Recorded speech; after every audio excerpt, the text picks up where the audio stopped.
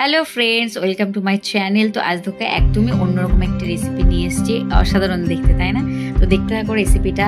তো আমি এখানে নিয়েছি একটা মিডিয়াম সাইজের বেদানা, ড্রাগন ফ্রুটস, আমসত্ত্ব, কিশমিশ আর কাজু। দেখো আমসত্ত্ব আমি দুরকমভাবে কেটেছি।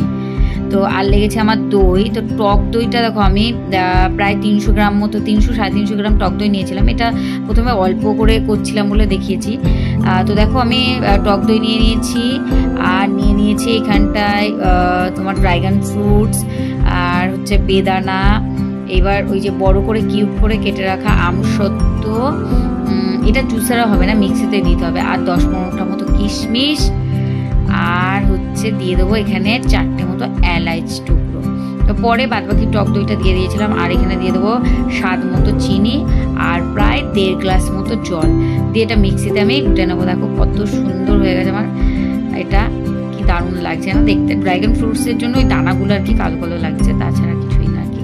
তো গার্নিশের জন্য আমি একদম কুচি কুচি করে টুকরো করে কেটে রাখা আমসত্ত্ব দিয়েছিলাম, বেদানা দিয়েছি, কুচিয়ে রাখা কিশমিশ আর কুচিয়ে রাখা হচ্ছে কাজুর টুকরো। এটা গরমকালে তুমি বরফের টুকরো দিয়ে খেতে পারো, খুব সুন্দর লাগে। দেখো কি দারুণ দেখতে লাগছে আর অসাধারণ খেতে ছিল, এত দারুণ ভালো লাগছিল। এখন ঠান্ডা বলে আমি আর বরফ দিইনি, মনাকে খেতে দিয়েছি। মনার কমেন্টে শুনছি।